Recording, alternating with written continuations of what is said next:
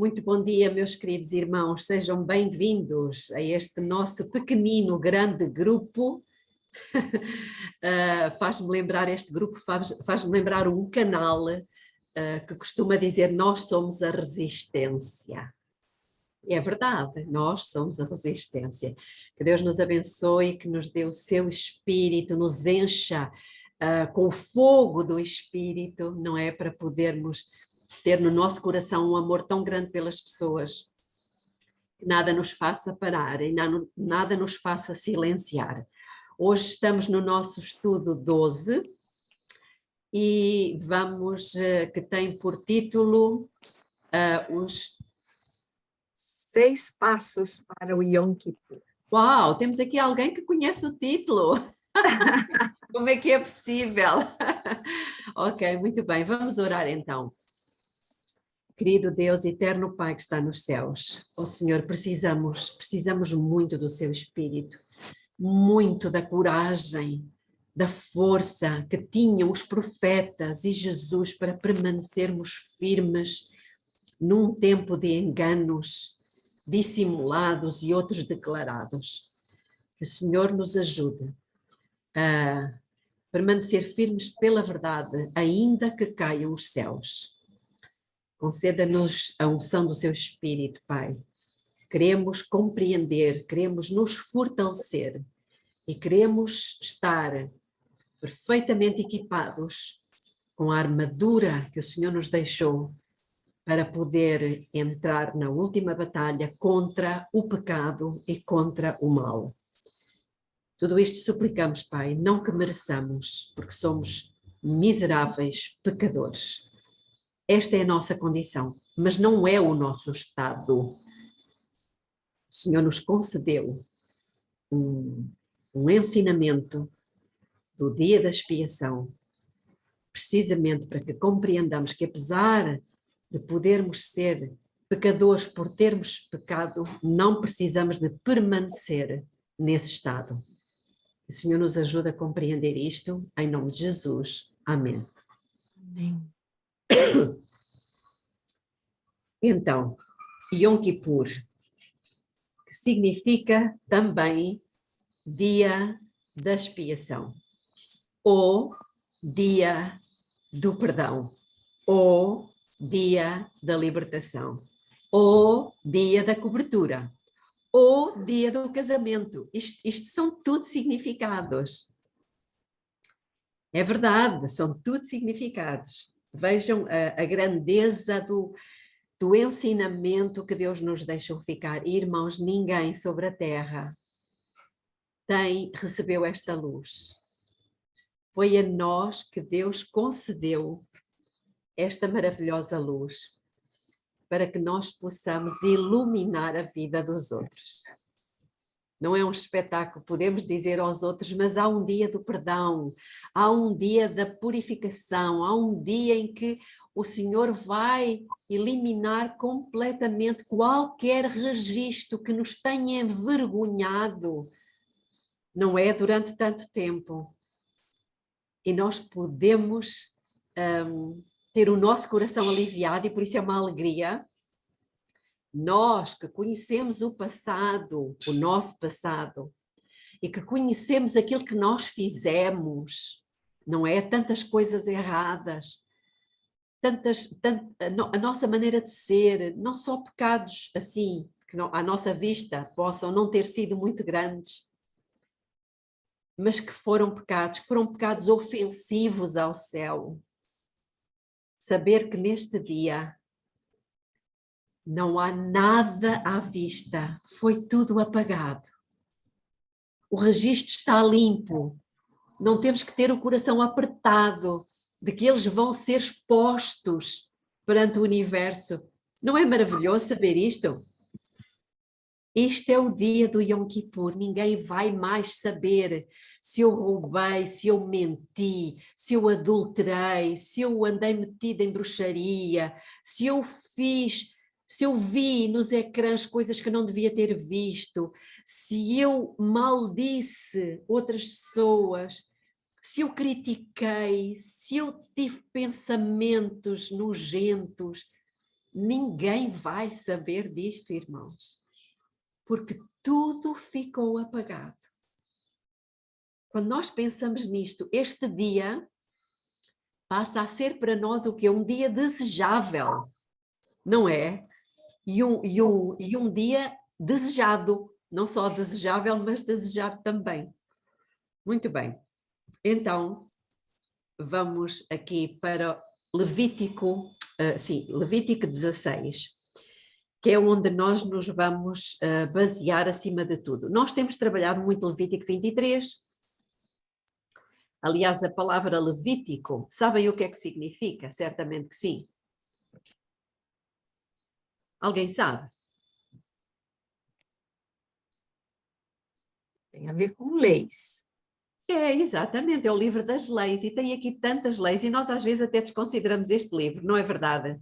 Ah, que chato, é o livro das leis, era lá para o Antigo Testamento, tudo isto já passou. Irmãos, nós temos estado a ver, ao estudar as festas, que de maneira nenhuma passou, não é? Porque tudo isto eram ensinamentos que Deus nos foi dando para o seu povo, mas não era para o povo de Israel? Os irmãos podem perguntar, não era para o povo de Israel? Era. Então, mas e o que é que nós somos? Nós costumamos dizer que somos o Israel espiritual. Mas será que isto é bíblico? A Bíblia fala do Israel espiritual? Bom, não fala? Vamos ver, irmão Adénis. Vamos ver. Não desmarquem o Levítico 16 e vamos... Ele fala do Israel, mas espiritual não tem a palavra. Não tem a palavra, também não fala da palavra milénio, pois não. Também Isso não é fala verdade. de decreto dominical, pois não. Texto sim. Então vamos ver se Deus fala sobre isto. Realmente a expressão que eu citei não está cá. Mas vamos, porque Deus nos deu uma cabecinha e nós somos inteligentes, porque somos parecidos com o Pai, não é verdade? Vamos ao livro de Romanos. E vamos ao capítulo 9. Romanos, capítulo 9.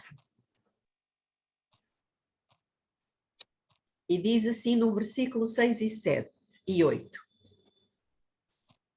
Não que a palavra de Deus haja falhado, porque nem todos os que são de Israel são israelitas.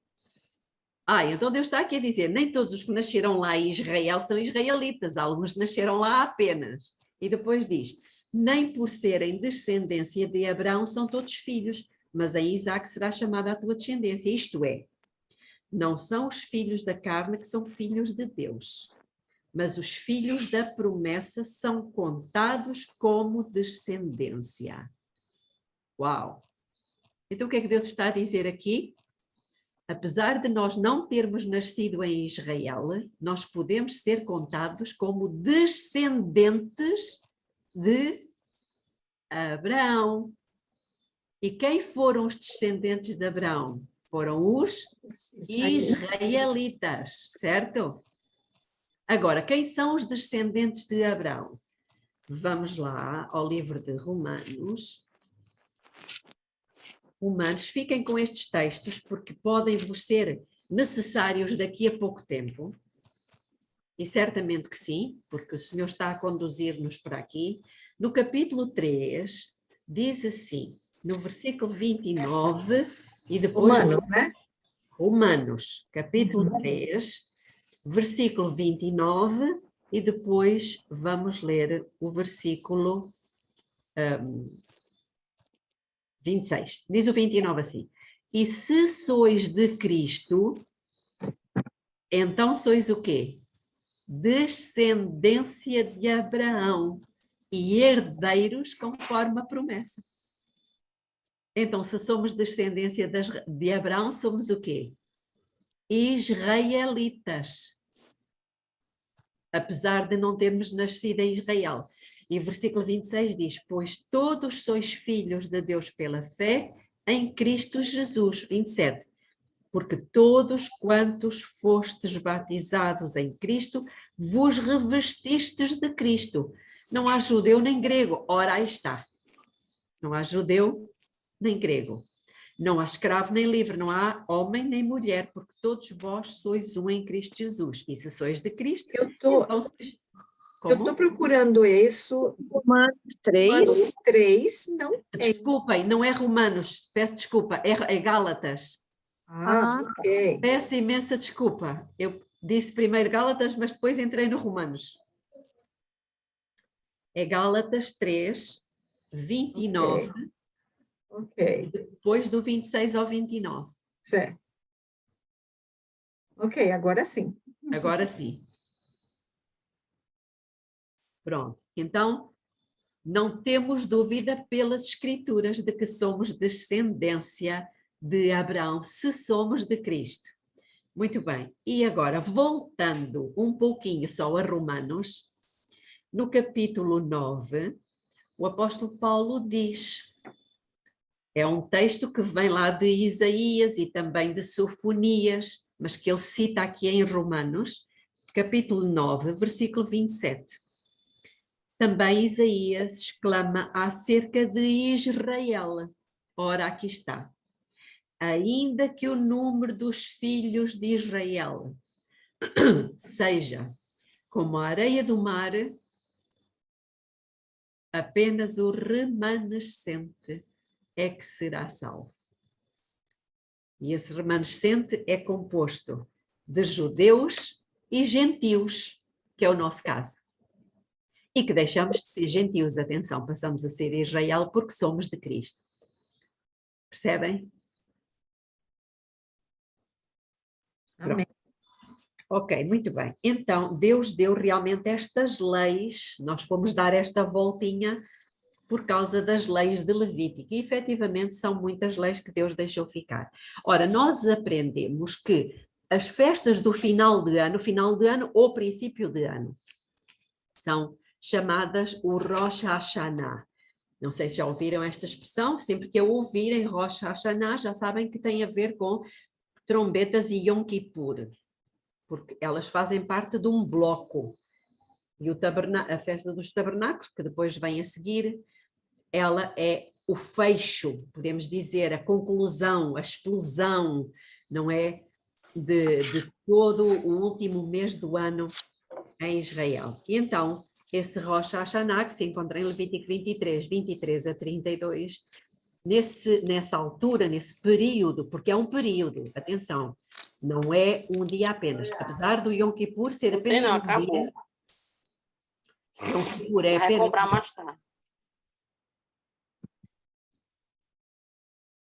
O Yom Kippur é apenas um dia, mas faz parte de um período, de um tempo. Lá está os tempos. Precisamos conhecer efetivamente os tempos. O povo judeu inicia, portanto, como já vimos, esse período com uma profunda introspeção e autoanálise. Então, se o Israel, literal, entrava nesse período com este espírito de introspeção, de análise, como é que eu vou dizer, de examinar as suas próprias vidas, examine-se cada um a si mesmo, se permanece na fé. Isto é uma questão importante, o permanecer na fé. Então, nós sendo Israel de Deus, precisamos também estar a viver este espírito hoje, ok? De autoanálise, de inspeção, de introspeção. Muito bem. Já vimos que o Yom Kippur é o último dia na sequência dos 10, não é? De arrependimento e perdão. E depois vem, como já havia há pouco, o Sukkot, não é? Que é a festa da colheita ou festa dos tabernáculos. Sukkot, Sukkah, em hebraico, significa tenda. Sukkot é tendas, tabernáculos. Muito bem. Alguma dúvida até agora? Não.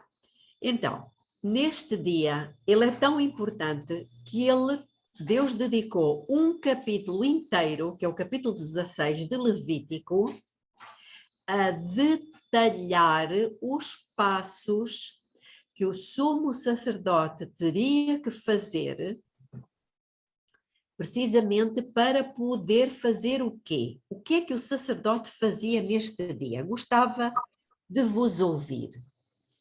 Porque este grupo é um bocadinho diferente dos outros. Este é um grupo de partilha, é um grupo em que todos podem abrir os micros. Então vamos lá. O que é que o sumo sacerdote fazia neste dia? Ele fazia a limpeza do... Não era uma limpeza? Era uma limpeza de quê? Fazia uma Do faxina. Do pecado. Do pecado, sim. E o que é que ele ia limpar? Ele ia limpar alguma coisa?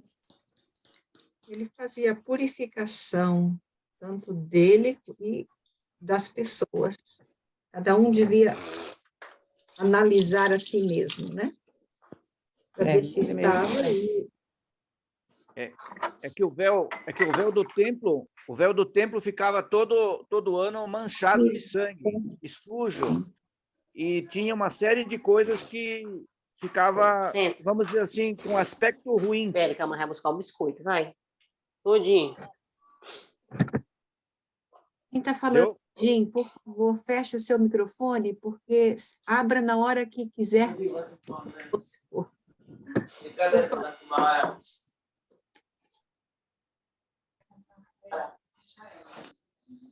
Ok, obrigada. É realmente a purificação do santuário, mas dos pecados, tirar os pecados, não era um tirar dos pecados que tinham sido ao longo do ano depositados ali, daqueles pecados esses que foram confessados, portanto, de todo o Israel, tinha este propósito, confessar os seus pecados e abandonar, não é? Porque eles contaminam. E contaminam tudo. O pecado contamina tudo, irmãos. Contaminava o pecador, a pessoa, contaminava o santuário, por incrível que pareça. Temos aqui algumas noções que algumas pessoas têm dificuldade em aceitar. Mas o céu contaminado, sim, o céu fica contaminado da mesma forma que houve guerra no céu. Não é verdade? Logo aí já é uma noção também estranha. Mas efetivamente ele fica contaminado pelo depositar dos pecados lá pela confissão. Ou seja, onde é que eles ficam depositados? Eles ficam lá salpicados na cortina? Não, isso é um símbolo para nós percebermos o que é que acontece. Onde é que eles ficam no céu? Os pecados que nós confessamos. No livro, Onde é que eles... Exatamente, no livro. Lembram-se? Não só no nosso próprio livro, porque hoje Jesus está no céu. Mas o seu livro está aqui na terra. E nós estamos na terra, mas o nosso livro está no céu. E, portanto, quando nós pecamos, o nosso anjo relator escreve no nosso livro o nosso pecado, certo? Além disso, existe depois aquele outro livro, lembram-se que estava na mão de João e que João chorava muito porque não havia quem o abrisse. Pronto, então tudo está registado ali. E realmente isso está contaminando o céu e ele precisa de ser purificado. Mas antes de chegarmos aí, nós também vimos, e eu agora vou salientar esta parte porque é muito importante, que eu até vos perguntei qual era a roupa, como é que era a roupa dos sacerdotes, lembram-se? Não foi convosco que eu falei isto? Foi. Como é que era a roupa dos sacerdotes? Era toda de Branca. Linho, branco. linho, toda de linho. A do sumo sacerdote não. Além de ser também igual à dos sacerdotes de linho, ele tinha depois aquele ornamento todo, não é? Aquela túnica trabalhada, depois tinha o peitoral, tinha a mitra, tinha a lâmina, tinha todas aquelas coisas lindas, não é? Com aqueles 4 fios de ouro, de púrpura, de linho fino. e escarlate. Então, entrelaçados. Mas naquele dia, irmãos, o sumo sacerdote tirava esses ornamentos e ficava apenas vestido como qualquer outro sacerdote. Isto significa o quê? Que o próprio sumo sacerdote se colocava ao nível de todos os outros sacerdotes. Porquê? Também é pecador. Porque ele também era pecador, exatamente. Lembram-se, nós falámos sobre isto. E encontra-se isso em Êxodo 28, 2, e depois aqui em Levítico 16, que ele tirava aquelas roupas, não é? E no versículo 4 diz: vestirá ele a túnica sagrada de linho e terá as calças de linho sobre a carne e cingir-se-á com o cinto de linho e porá na cabeça a mitra de linho. Portanto, ele ficava igualzinho aos outros. Essas são as vestes sagradas, por isso banhará o seu corpo em água e as vestirá. Certo? Agora, vamos ver os vários passos. Eu até posso mandar para o grupo, e se calhar eu vou mandar já, talvez é mais fácil os irmãos irem acompanhando por aqui, só um pouquinho. Exato, eu acho que não mandei isto para o grupo, mas eu vou mandar.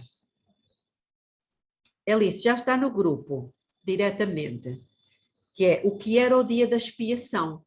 Se os irmãos abrirem esse site, vão encontrar aí os vários passos. Estão todos com os vossos telemóveis? Não. Eles não, Ok. eles não conseguem fazer, olhar e fazer ao mesmo tempo. Ok. Se estiverem no computador, conseguem, não é? Estão no Sim, computador e só- abrem no telemóvel. Ok, tudo bem, não faz mal. Se não conseguirem, os irmãos depois têm aí, quando diz assim, o ritual do dia da expiação era dividido em 2 atos principais.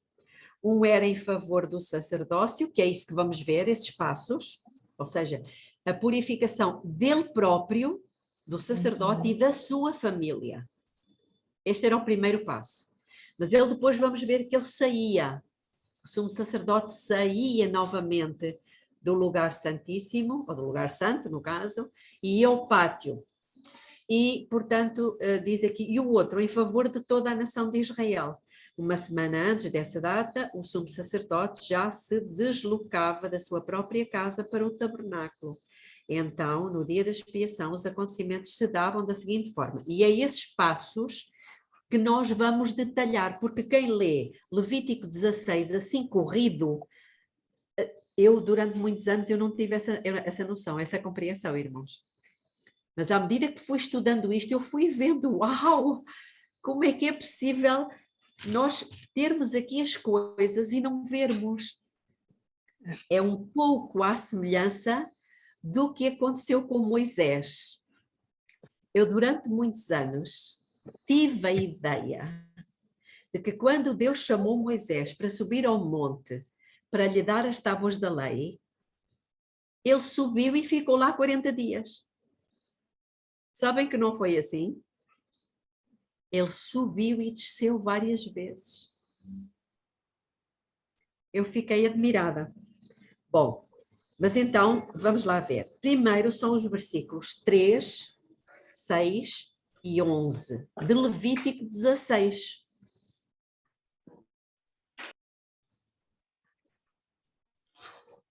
E eu vou pedir a vossa... Perdão Sim? atrapalhar.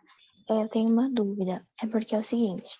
Esses dias para trás, que eu estava fazendo estudo bíblico com uma amiga minha, ela tinha me perguntado sobre o véu do não sei se era do santuário, quando Jesus morreu ter se rasgado. Aí ela me perguntou, e eu não sabia direito, mas aí eu tinha falado, sim, né? Eu falei até pra ela que eu não sabia direito sobre isso, que eu ia pesquisar melhor, mas que eu achava que estava relacionado mais com uma questão que tinha se cumprido e outras coisas também. Aí eu queria saber, sim, eu acho que não tem muito a ver com o assunto, mas é mais para tirar essa dúvida mesmo. É exatamente isso, Isabel. Porque Deus quis mostrar claramente que ao morrer o Cordeiro de Deus que tira o pecado do mundo, todo o tipo, não é? Todo o cerimonial típico do santuário ficava sem efeito.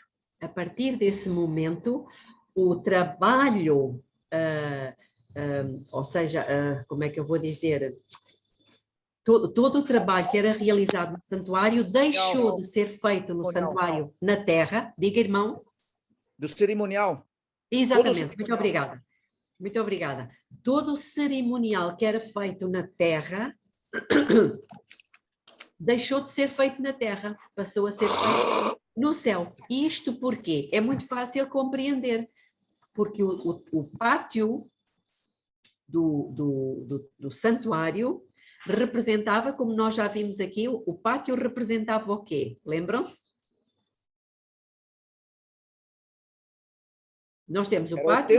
O tempo de vida que Jesus teceu uma veste de justiça na terra. Ora, muito bem. E, irmãos, estes conceitos são tão bonitos. Representa a terra e a veste de justiça, que o irmão disse muito bem, que ele teceu aqui na terra. Ou seja, ele viveu uma vida sem pecado. Ele foi tentado em todas as coisas. É como se fossem fios entrelaçados e ele pôde conseguir, porque a justiça dele, não podemos dizer que não é, desculpem-me usar esta expressão, não é uma justiça porque ele era divino. Não, foi uma justiça que ele conseguiu como humano ao nunca ter cedido à tentação. E por isso ele pode oferecer a sua justiça. Cada tentação vencida, cada provação que Jesus tinha, era um fio que estava sendo tecido. Exatamente, entendem? Então, ele pode oferecer porque ele a conseguiu. Bom, então, aqui nesta terra é a representação do pátio do santuário. Quando ele deixou, portanto, ele morreu, ressuscitou, andou aqui 40 dias e depois fez o quê? Subiu ao céu. E quando ele sobe ao céu, ele entra aonde? No tabernáculo, ou seja, na tenda, onde tem o lugar santo e o lugar santíssimo. E ele já não está na terra, ou seja, já não está no pátio. E o trabalho do céu não tem átrio. Como? O santuário do céu não tem átrio. Exatamente, por isso é que a Bíblia diz que Jesus tem os pés assentes aonde? No estrado dos seus pés, no escabelo dos seus pés. Não é verdade? Pronto. Então, a partir desse momento, todo o trabalho que ele iria continuar a fazer era no céu, ou seja, era dentro da tenda, do tabernáculo. Percebem, irmãos? E esse tabernáculo está no céu. Então, Isabel, para concluir, o rasgar do véu simbolizava, a partir de agora, o trabalho que era feito na terra, no santuário terrestre, acabou. Eu agora vou continuar a trabalhar para vocês, continuando o plano da salvação, aquele pacto eterno que ele fez com o seu pai antes da fundação do mundo. Eu vou continuar a trabalhar para vocês, mas no céu. E por isso não fazia sentido continuarem a oferecer-se sacrifícios na terra. Será que não continuaram? Sim, continuaram a ser feitos sacrifícios. E, infelizmente, os judeus, como não acreditaram que Jesus fosse o Messias, eles continuaram a fazer sacrifícios. E Deus esperou que eles compreendessem isso. Eles rejeitaram definitivamente o Messias. E o que é que nós sabemos? Que os sacrifícios eles tinham que ser feitos no templo, não podiam ser feitos no outro lado, e dessa forma Deus disse: vocês não param os sacrifícios que eram no templo, então eu vou permitir que destruam o templo. E no ano 70 o templo foi destruído pelos romanos e a partir dessa data nunca mais os judeus ofereceram sacrifícios. Agora estamos a entrar num período em que os judeus, novamente, por falta de fé, não é? Por falta de fé, eles estão fazendo todos os preparativos para reconstruir o templo, o terceiro templo. E já começaram a produção das tais vacas vermelhas. Não sei se os irmãos sabem disto, ok? E tudo o resto já está preparado. Pronto, ok. Então está esclarecido.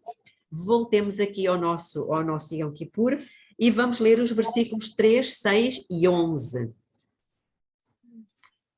E eu achava que os irmãos, porque isto é um assunto que não é muito falado, esta sequência de passos. E porquê que tantos detalhes? Porquê tantos pormenores? Irmãos, porque lidar com o pecado contamina. E, portanto, para Deus resolver o problema do pecado não é coisa fácil. Percebem? Então, quem é que quer ler o versículo 3, 6 e 11?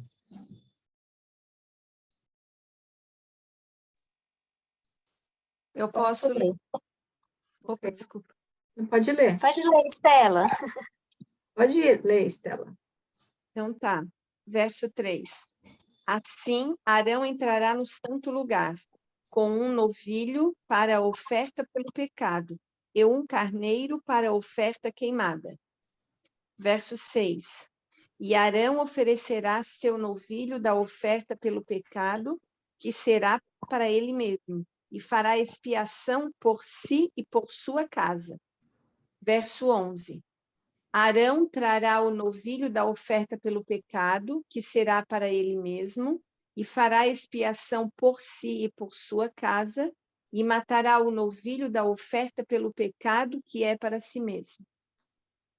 Percebem, irmãos? Este é o primeiro passo.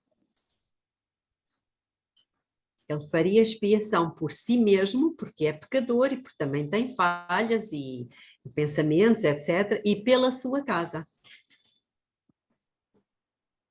Ok. Segundo passo. Versículo 12 a 14. O sacerdote entrava no lugar santíssimo com o sangue do novilho, e então ele aspergia o sangue do novilho, não era uma, nem duas, nem três, eram 7 vezes sobre o propiciatório, ficava sobre a arca, que ficava sobre a arca da aliança. Ele também carregava o incensário com brasas tiradas do altar dos sacrifícios. E esse incenso servia como nuvem. É verdade, por falar nisto, só um pequeno detalhe.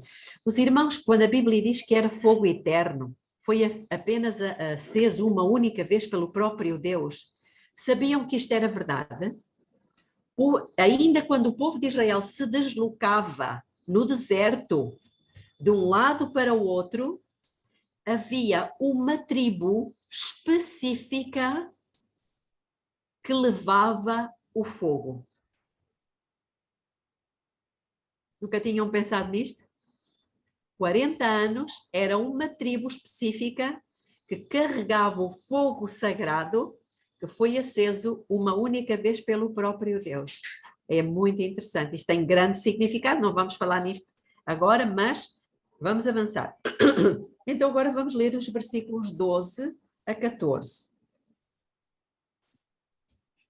Tomará também o incensário cheio de brasas de fogo do altar de diante do Senhor, e os punhos cheios de incenso aromático moído, e o levará para dentro do véu.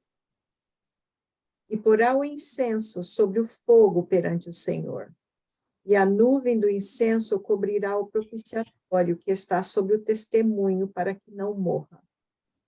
E tomará do sangue do novilho, e com o seu dedo aspergirá sobre a face do propiciatório para o lado oriental, e perante o propiciatório aspergirá 7 vezes do sangue com o seu dedo. Muito bem. Onde é que é o propiciatório? O que é o propiciatório? Está no Santíssimo. Está no Santíssimo. E é o quê? É a arca. É a capa da arca? É a tampa. É a tampa. Propiciação. Como? Era a propiciação. Aonde Exa- ia ser era- o pecado. Exatamente, era onde era feita a propiciação. E o que significa essa tampa? O propiciatório que tapa a arca, que tapa, podemos dizer, a lei. É o quê? Era o assento. Misericórdia. Como? Misericórdia. Misericórdia. Exatamente, é a misericórdia. Porque o juízo será sem misericórdia para aquele que não usou de misericórdia. Ou seja, misericórdia significa segunda chance.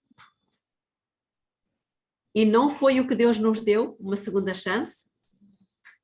Nós nascemos, pecamos, tivemos uma vida, enfim, como nós conhecemos, cada um de nós, e Deus nos dá uma segunda chance de conhecê-lo, de purificarmos o nosso caráter, porque nós nascemos com tendências herdadas e cultivadas, não é? Mas Deus nos dá, a dada altura da nossa vida, a oportunidade de modificar tudo, ou seja, uma segunda chance.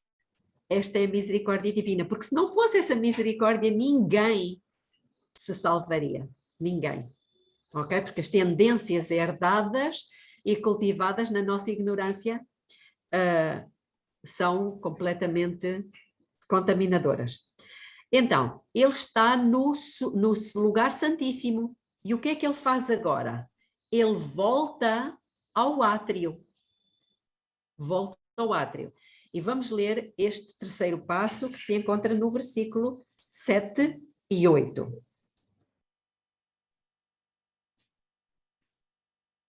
Quem quer ler? Leia, Estela. Quais são os versos? É que eu estava escrevendo aqui umas coisas, anotando. Quais são os versos? Ai, desculpa. Não faz mal, é o 7 7 e 8. 7? 7 e 8. 7 e 8. E ele tomará 2 bodes e os apresentará perante o Senhor à porta do tabernáculo da congregação. E Arão lançará sorte sobre os 2 bodes, uma sorte pelo Senhor e a outra sorte pelo bode expiatório. Exatamente. Ou seja, por Azazel, é conhecido em certas Bíblias pelo bode Azazel. Irmãos, então por que isto? Primeiro porque o sumo sacerdote precisava primeiro se purificar, a ele e à sua família, e por isso ele oferece o sacrifício pelo pecado dele e da sua família. Mas depois ele vai ter que fazer o quê? Tirar sortes, porque vai proceder à segunda parte, não é? E vai ter que ser escolhido aquele bode que iria ser levado para o deserto e aquele que iria ser oferecido pelo pecado. Mas pelo pecado de quem? Do povo. Pelo pecado do povo. Muito bem. Então, o que é que agora o sumo sacerdote fazia? Vamos ler os versículos 15 a 17. Ele ia sacrificar o bode como oferta pelo pecado e mais um, que é no pátio, e em seguida ele entra mais uma vez no lugar santíssimo e vai aspergir o sangue sobre o propiciatório. Depois ele então saía para o lugar santo e iria salpicar o lugar santo, e já vamos ver como é que isso acontece.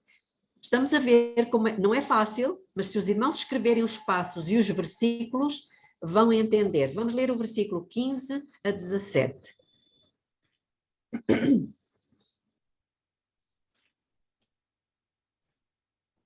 Isso ainda no terceiro passo, né, Belinha?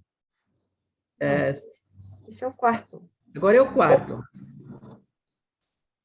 Depois degolará o bode da expiação, que será pelo povo, e trará o seu sangue para dentro do véu, e fará com o seu sangue como fez com o sangue do novilho, e o aspergirá sobre o propiciatório e perante a face do propiciatório.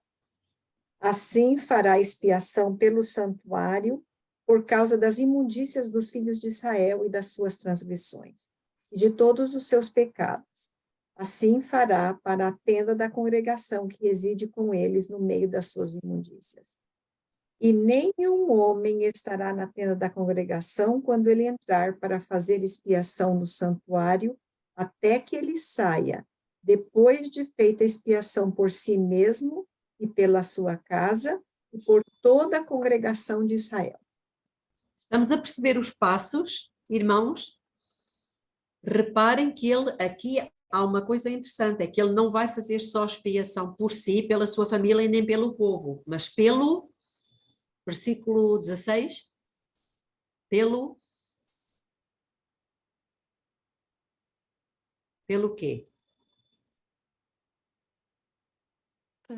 Pelo santuário. Pelo santuário, não é o que diz o versículo 16? E fará expiação pelo santuário. Por quê? Por causa das imundícias dos filhos de Israel e das suas transgressões, que tinham sido depositados lá. Percebem? Isso é paralelo com o Êxodo, capítulo 30, versículo 10, que diz o seguinte, Êxodo 30, 10. Diz assim: e uma vez no ano, Arão fará expiação sobre as pontas do altar, com o sangue do sacrifício de expiação do pecado, fará expiação por ele, uma vez no ano, pelas suas gerações, santíssimo é ao Senhor.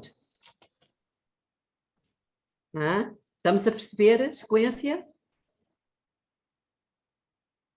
Muito bem. Agora, o sumo sacerdote voltava ao átrio, ao pátio, ao altar dos sacrifícios, e também o purificava com o sangue do novilho. Vamos ler o versículo 18 e 19. Portanto, estão a ver que ele entra, faz uma coisa, sai, entra, faz outra coisa, sai. É um trabalho complicado. Quem quer ler os versículos 18 e 19? Posso ler? Okay? Então ele sairá do altar que está perante o Senhor e fará expiação por ele, e tomará do sangue do novilho e do sangue do bode, e o colocará sobre os chifres do altar ao redor. E ele espargirá do sangue sobre este com o seu 7 vezes, e o purificará e santificará da impureza dos filhos de Israel. Muito bem. Vejam que ele vai purificando cada móvel, podemos dizer, cada lugar, melhor assim. Entendem? Ele agora vai purificar 7 vezes, portanto vai retirar, é como se ele fosse recolhendo o lixo. Percebem? Ele vai tirando, vai limpando, purificando, e depois o que é que acontece? Agora vem a última parte, que se encontra no versículo 20 a 22. O que é que ele vai fazer? Portanto, ele recolheu todo o lixo que estava no lugar santo, não é? Santo Santíssimo ali. Depois vai purificar o altar dos holocaustos. E agora o que é que ele vai fazer com aquele lixo todo, com aqueles pecados todos? Onde é que ele vai colocá-los? Tem que os pôr em algum sítio. O pecado é uma coisa séria. Não se lida com o pecado sem sermos contaminados. Portanto, daí a noção que Deus nos quer transmitir é que o pecado, irmãos, e quando nós falamos de pecado, nós estamos a falar daquilo que às vezes nós chamamos, isso é uma coisa sem importância. Não. Um mau pensamento, uma vil suspeita é um pecado grave. Ele contamina-nos. Contamina tanto que custou a vida de Jesus. Ok? Então agora vamos ler o versículo 20 a 22. Onde é que Jesus vai colocar esses pecados? Sobre o bode, né? Exatamente. Havendo, pois, acabado de fazer expiação pelo santuário, e pela tenda da congregação e pelo altar, então fará chegar o bode vivo. E Arão porá ambas as suas mãos sobre a cabeça do bode vivo, e sobre ele confessará todas as iniquidades dos filhos de Israel, e todas as suas transgressões, e todos os seus pecados, e os porá sobre a cabeça do bode, e enviá-lo-á ao deserto, pela mão de um homem designado para isso. Assim, aquele bode levará sobre si todas as iniquidades deles à terra solitária, e deixará o bode no deserto.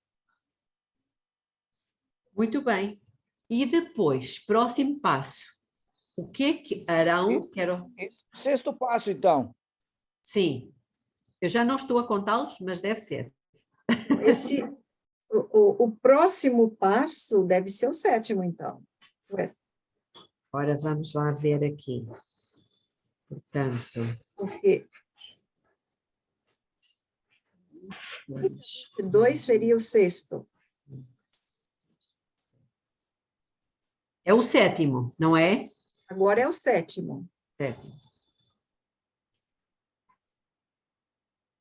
Pronto. Então, o que é que agora o Arão vai fazer? Depois de ter colocado as culpas todas sobre o bode Azazel, os pecados todos, por que é que Jesus faz isto?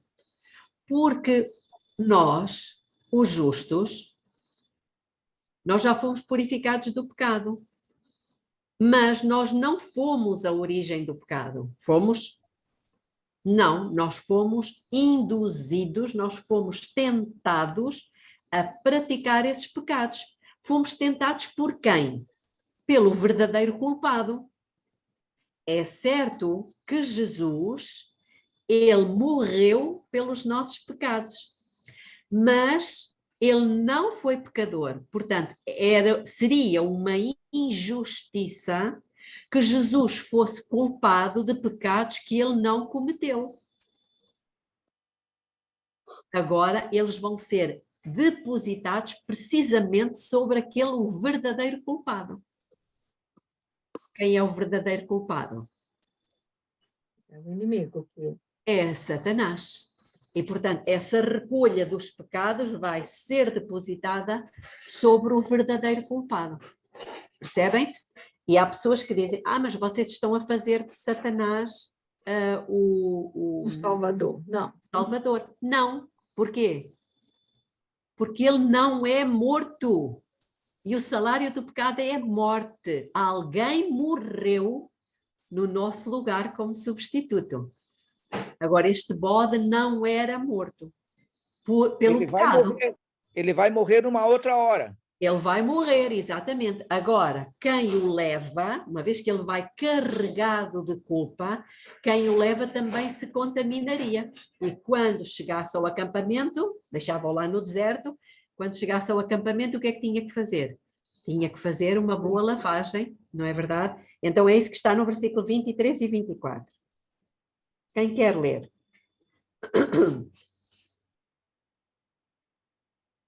23 e 24. Sim. E Arão virá ao tabernáculo da congregação e despirá as vestes de linho que ele colocou quando entrou no santo lugar, e ali as deixará. E banhará a sua carne com água no santo lugar, e vestirá as suas vestes. Então sairá e oferecerá a sua oferta queimada e a oferta queimada do povo, e fará expiação por si e pelo povo. Muito bem. Por que é que ele tirava as vestes? Estavam contaminados? Estão contaminados. Porque não estão contaminadas porque ele já se tinha purificado, lembram-se? Ele já se tinha purificado. Quem leva o bode para o deserto não é o sumo sacerdote, é uma pessoa designada do povo. Aqui estamos a ver, porque terminou todo este processo, agora sim terminou este processo, e aquelas são vestes sagradas. São vestes sagradas. Já agora, uma pergunta: por que elas são de linho?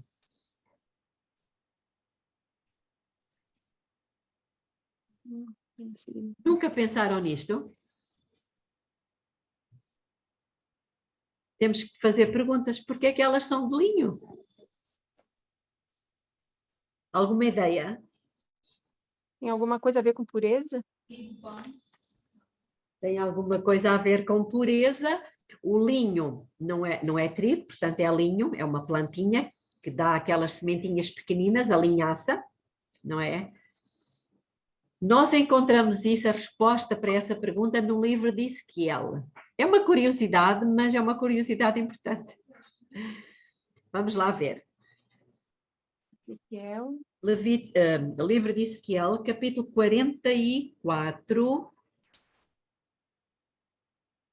Ezequiel. 44. Verso. Vou ler a partir do versículo 18. Diz assim, portanto, isto são ordenanças para os sacerdotes. Versículo 18. Coifas de linho terão sobre as suas cabeças e calções de linho sobre os seus lombos. Não se cingirão de coisa alguma que Faça suar. faça suar. Produza suor. Quando saírem ao átrio exterior a ter com o povo, despirão as suas vestes em que houverem ministrado polazão nas santas câmaras e se vestirão de outras vestes para quê? Para que com as suas vestes não transmitam a santidade ao povo. Vejam a importância que Deus dá, não só à roupa física, mas as vestes são símbolo de quê? Do caráter, do caráter. Do caráter. Não raparão a cabeça, nem deixarão crescer o cabelo, tão somente os que irão as cabeças, nenhum sacerdote beberá vinho quando entrar no átrio interior, enfim, pronto, mas o que nos interessa aqui são as vestes. Então, estamos a perceber que, por isso é que os antigos, nós agora talvez não liguemos muito a isso, mas eu lembro-me que o povo adventista antigo, a roupa de sábado era só de sábado. Não era para ser vestida noutra altura. Eu ainda tenho esse pensamento, mas não é que seja a roupa que é importante, percebe? É o que esse símbolo transmite, o que ele nos ensina, ok? Pronto, então, continuando, lemos o versículo 23 e 24, agora vamos ler o 24 e 25, porque a cerimónia ainda não acabou. 24 e 25 de Levítico 16, diz, e banhará o seu corpo, está a falar do sumo sacerdote, em água num lugar santo e vestirá as suas próprias vestes, cá está o cumprimento de Ezequiel 44, tirava as vestes sagradas, guardava-as na câmara e vestia as suas próprias vestes. Então sairá e oferecerá o seu holocausto e o holocausto do povo e fará expiação por si e pelo povo. Também queimará sobre o altar a gordura da oferta pelo pecado.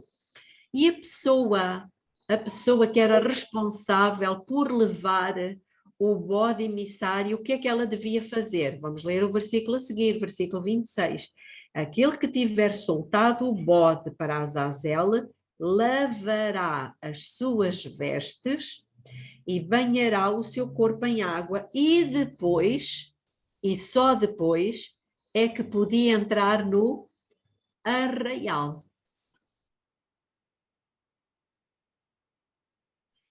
E, por fim, vamos ler o versículo 27, que diz assim, mas o novilho da oferta pelo pecado e o bode da oferta pelo pecado, cujo sangue foi trazido para fazer expiação no lugar santo, serão levados para fora do arraial, e lhes queimarão no fogo as peles, a carne e o excremento.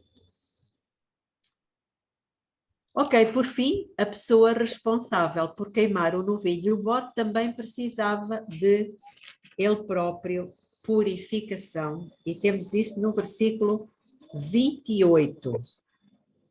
Aquele que queimar lavará as suas vestes, banhará o seu corpo em água e depois entrará no arraial. Foi complicado? Foi. Foi. É alguma coisa que nos passa muito despercebida, não é verdade? Quando nós lemos, ver todo este procedimento, muito bem. Mas ficou claro ou ainda ficou confuso? Não, esclareceu bastante, Belinha. Ok, então, depois de tudo isto, o que é que acontecia? Deus tinha duas coisas.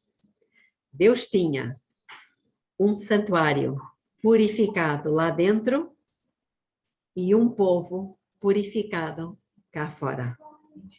E era momento de alegria e de regozijo, porque o pecado tinha sido completamente banido do arraial.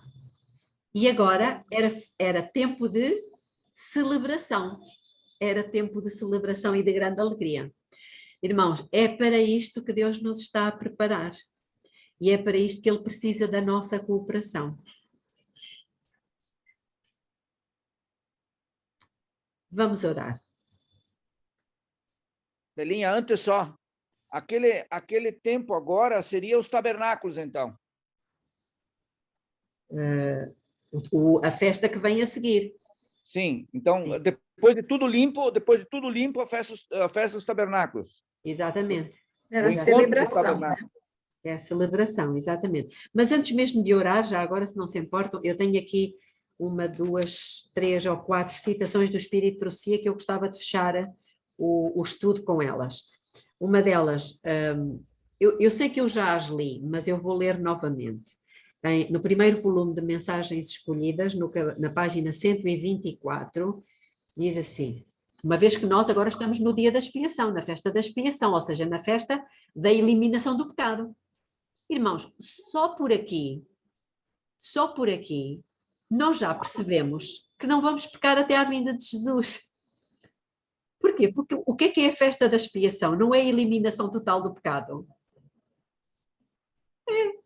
Portanto, não faz sentido. E eu acho que por causa disso também, Satanás não quer que estudemos as festas. Ok, então ela diz: Deus não aceita agora um testemunho frouxo, sem vigor por parte dos seus ministros. Tal testemunho não seria verdade presente.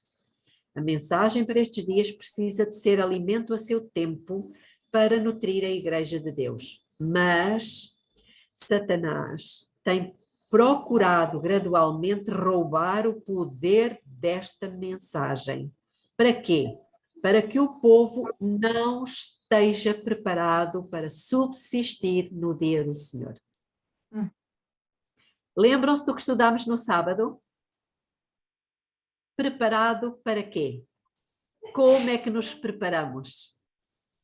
Quando nós temos este quadro completo, quando nós percebemos que estamos num conflito, quando compreendemos que há, ou houve, ou vai haver ainda, um diálogo, uma provocação entre Satanás e Deus. Claro, tu dás-lhes tudo, deixa-me tocar-lhes, deixa-me tirar o que eles têm, a casa, o carro, as roupas, os filhos, deixa-me. E tu vais ver se eles não vão blasfemar do teu nome. Percebem, irmãos? Quando nós temos esta noção, nós começamos a compreender que Satanás tem roubado gradualmente o poder desta mensagem. Qual é o poder? Lembram-se? Que nós vimos? Eu vou ler novamente. Isso encontra-se em Obreiros Evangélicos. Onde é que eu tenho isso? Só um pouco. Eu li essa citação. Aqui.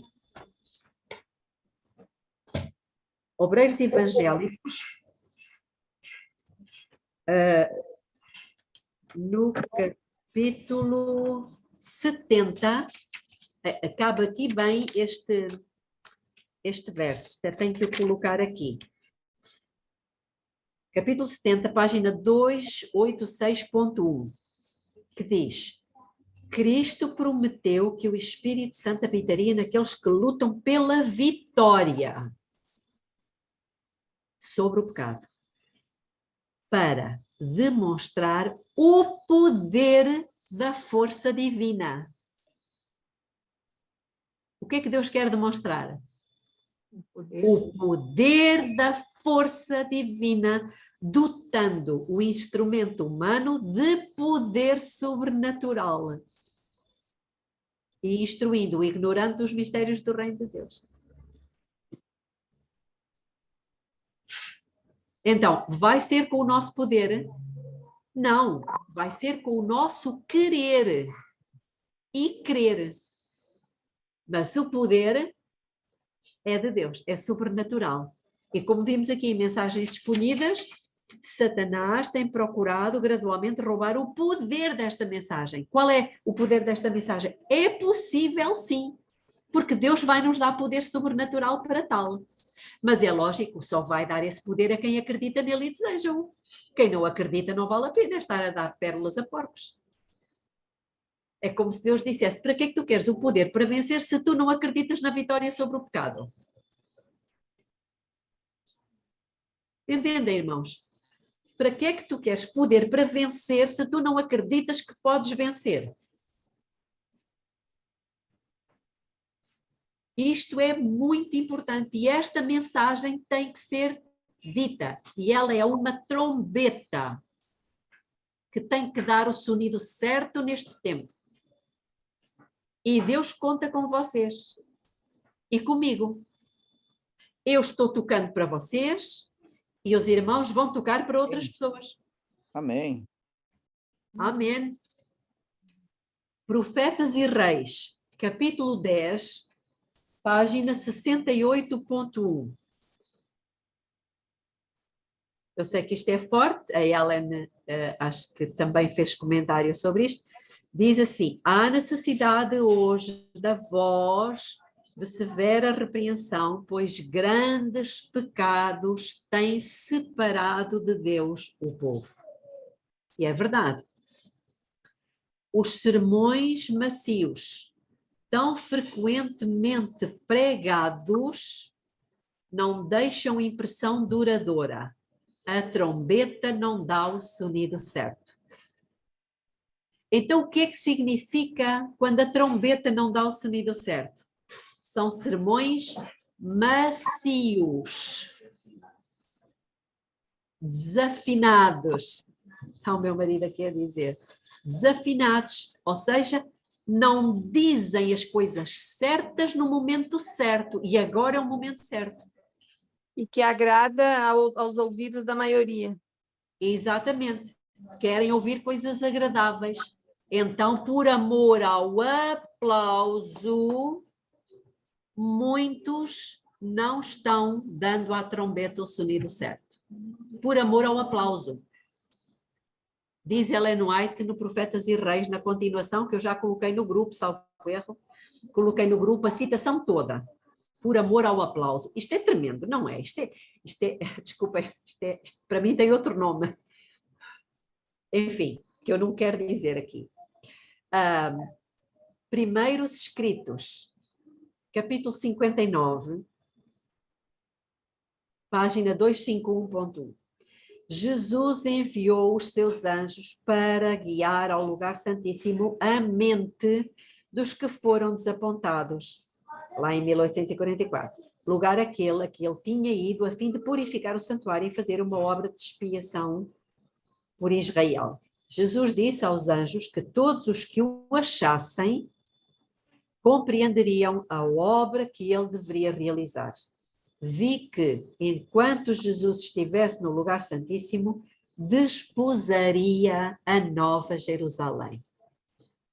Aqui temos o conceito de casamento aliado ao conceito de expiação. Capítulo 59? Capítulo 59, sim. Dina? Página 251.1.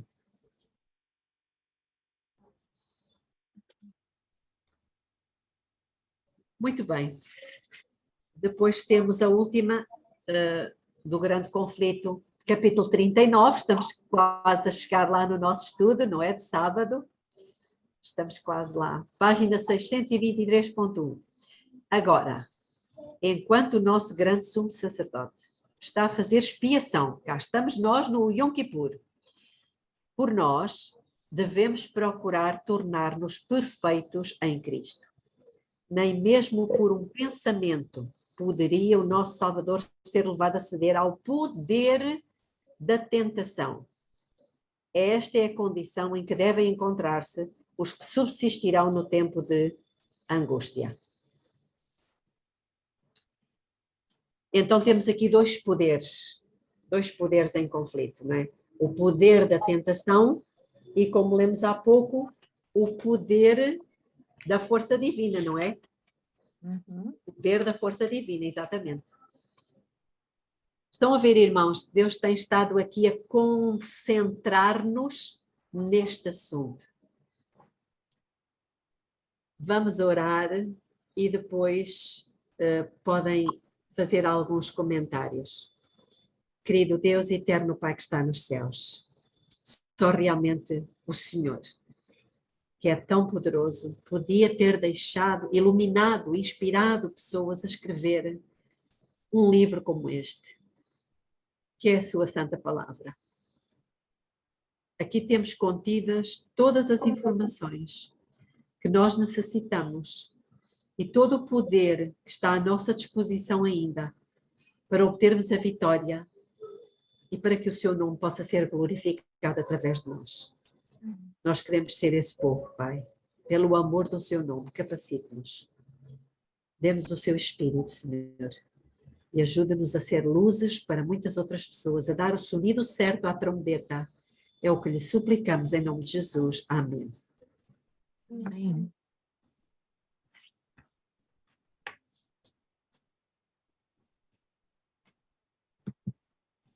Alguma consideração, irmãos? Belinha, seria possível passar um resumo ali no grupo? Ou a foto do que tu tem registrado aí? Porque eu fiz anotações, mas não coincidiu quando alguém falou isso, que já era o 7º passo.